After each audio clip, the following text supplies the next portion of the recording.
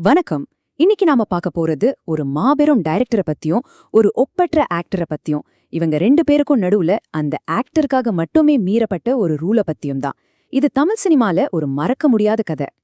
யோசிச்சு பாருங்க, ஒரு பெரிய டைரக்டர் அவரே தனக்குன்னு வச்சிருந்த ஒரு விதிய ஒரே ஒரு நடிகருக்காக மட்டும் ஏன் மீறணும்?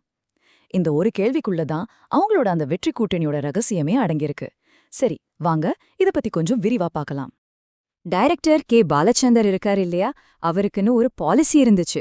அதாவது ஒரு படத்துல நடிச்ச ஆக்டர்ஸ அடுத்தடுத்து அவரோட படங்கள்ல நடிக்க வைக்க மாட்டாரு. ஏன் தெரியுமா?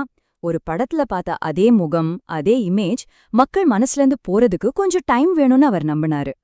ஆனா இந்த ரூல்க்கு ஒரே ஒரு விதிவிலக்கு இருந்துச்சு. அது யாரு நினைக்கிறீங்க? நம்ம கமல்ஹாசன் தான். பாலச்சந்தரோட பார்வையில கமல் மட்டும் ஏன் அவ்ளோ ஸ்பெஷல்?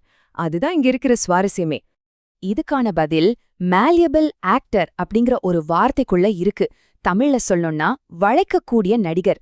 அதாவது கமல்ஹாசனை எப்படி எந்த ஒரு கதாபாத்திரமாகவும் ஈஸியா மாத்த முடிஞ்சதுங்கிறதான் விஷயமே. மேல்யூபிள் ஆக்டர்னா என்ன? சிம்பிளா சொல்லணும்னா, ஒரு குறிப்பிட்ட இமேஜ்குள்ள சிக்காத ஒரு ஆக்டர்.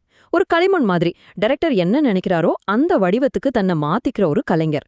பாலச்சந்தர் கமல் அப்படிதான் பார்த்தார். இப்ப பாருங்க, இதுக்கு ஒரு சூப்பர் உதாரணம்.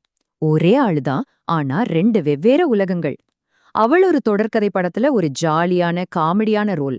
ஆனா அடுத்த படமான அபூர்வ ராகங்கள்ல பாருங்க, அப்படியே தலகீழ். ஒரு சீரியஸான புரட்சிகரமான இளைஞன். ஒரே நடிகரை வச்சு ரெண்டு துருவங்களையும் காட்ட முடிஞ்சது பாருங்க. அதுதான் விஷயம்.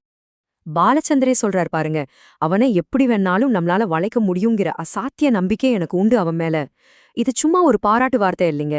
இது ஒரு டைரக்டர் தன் ஆக்டர் மேல வச்சிருந்த ஆழமான, அசைக்க முடியாத நம்பிக்கையோட வெளிப்பாடு. ஓகே, இந்த அசாத்திய நம்பிக்கைய புரிஞ்சுக்க நாம முதல்ல அந்த டிரெக்டரோட நேர்மைய புரிஞ்சுக்கணும். அபூர்வ ராகங்கள் படத்துல நடந்த ஒரு சின்ன சம்பவத்தை பார்ப்போம். அது நமக்கு எல்லாத்தையும் தெளிவா விளக்கும். அபூர்வ ராகங்கள் ரிலீஸ் ஆகி பெரிய ஹிட், ஒரு மாஸ்டர் பீஸ்னே சொல்லலாம். ஆனா எந்த ஒரு படைப்பிலும் சின்ன சின்ன குறைகள் வைக்கலாம் இல்லையா? அப்படி ஒரு சின்ன தப்ப ஒருத்தர் கண்டுபிடிச்சிட்டாரு. சுப்போன்னு ஒருத்தரு. அவருக்கு மியூசிக்ல நல்ல ஞானம். அவர் என்ன சொன்னார்னா, படத்துல ஒரு சீன்ல ஸ்ரீவித்யா மேடம் தாளம் போடும்போது லேசா தப்பு தாளம் போட்டிருக்காங்க அப்படின்னு சுட்டி காட்டினார். இத கேட்டதும் பாலச்சந்தர் என்ன சொன்னார் தெரியுமா? ரொம்ப கூலா, சுப்பு சொல்லியிருந்தா அது கரெக்டா தான் இருக்கும்னு சொன்னார். பாத்தீங்களா, எவ்ளோ பெரிய மனசு! தான் வேலையில ஒரு தப்புன்னா அத உடனே ஒப்புக்கிற அந்த நேர்மை தான் அவரை ஒரு லெஜெண்ட் ஆக்குச்சு. அது மட்டும் இல்ல, இது ஏன் நடந்துச்சுன்னு அவரே விளக்கமும் கொடுத்தார். அந்த காலத்துல பாட்டை சின்ன சின்ன பிட்ஸா தான் ஷூட் பண்ணுவாங்களாம். அப்புறம் எடிட்டிங்ல அதையெல்லாம் ஒன்னா சேர்க்கும்போது இந்த மாதிரி சின்ன தாழப்பிழ வர்றது சகஜம். சுப்பு மாதிரி கூர்மையா கவனிக்கிறவங்க இத கண்டிப்பா கண்டுபிடிப்பாங்கன்னு எனக்கு அப்பவே தெரியும். ஆனா டெக்னிக்கலா அதை சரி பண்ண முடியலன்னு ரொம்ப ஓப்பனா சொன்னார். சோ இப்போ உங்களுக்கு ஒரு ஐடியா கிடைச்சிருக்கும். ஒரு பக்கம் ஒரு டைரக்டரோட பார்வை, இன்னொரு பக்கம் ஒரு ஆக்டரோட வளைஞ்சு கொடுக்கற திறமை. இது ரெண்டும் சேர்ந்தப்போ உருவானதுதான் இந்த லெஜெண்டரி பார்ட்னர்ஷிப். அப்போ விஷயம் என்னன்னா, இது வெறும் டேலண்ட் மேட்டர் மட்டும் கிடையாது.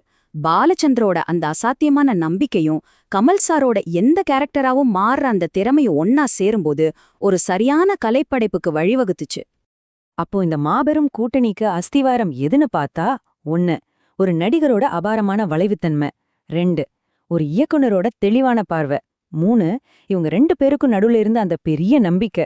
எல்லாத்துக்கும் மேல கேரக்டருக்கு தான் முதல் மரியாதைன்னு 2 பேரும் நினைச்சதுதான். இதெல்லாம் பார்க்கும்போது நம்ம மனசுல ஒரு கேள்வி எழும்புது. இந்த மாதிரி ஒரு சரித்திர கூட்டணி உருவாக திறமை அதிகமா தேவைப்படுதா, இல்ல நம்பிக்கை அதிகமா தேவைப்படுதா?